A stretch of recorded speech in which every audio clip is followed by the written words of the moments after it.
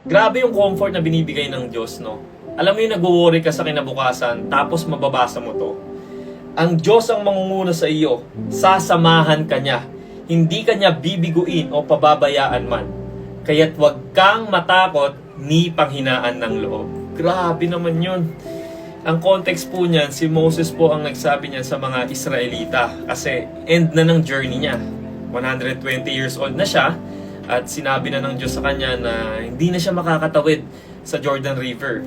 Ibig sabihin, hindi na siya makakarating doon sa Promised Land. At ang mangyayari, si Joshua na ngayon yung magiging leader ng mga Israelita. So imagine ninyo yung bigat sa puso na naramdaman ng mga Israelita. Kasi si Moses, 40 years nilang naging leader. 40 years. Nag-perform siya ng miracles, nakausap niya ang Diyos, at si Moses ang nag-guide sa kanila sa ganong katagal na panahon. Tapos iiwanan na sila.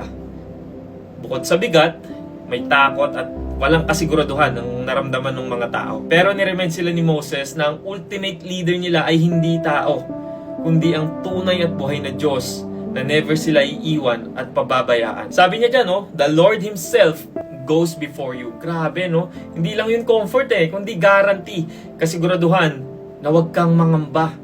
Parang sinasabi ni Moses dyan na huwag niyong ilagay ang tiwala sa akin or kung sino mang human leader. Because God is the one who secures your future. Ulitin ko God is the one who secures your future. Kaya kapatid, kung marami kang problema ngayon, hindi ka lang sinusugo ng Diyos sa laban. Una na siyang pumapasok bago ka pa makarating doon. Bago mo harapin ang bukas, nandun na siya. Bago dumating ang problema, inayos at alam niya na ang kalalabasan. Ibig sabihin, hindi ka kailanman naglalakad mag-isa. At tandaan mo kapatid, hindi ka lumalaban para makasama ang Diyos.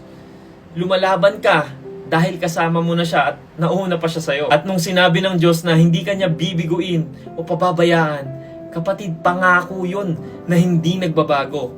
Ang tao pwede mang iwan, pero ang Diyos hinding-hindi. Kaya kapatid, kapag dumating ang takot, alalahanin mo na nasa unahan ng Diyos sa kinatatakutan mong hinaharap. Amen?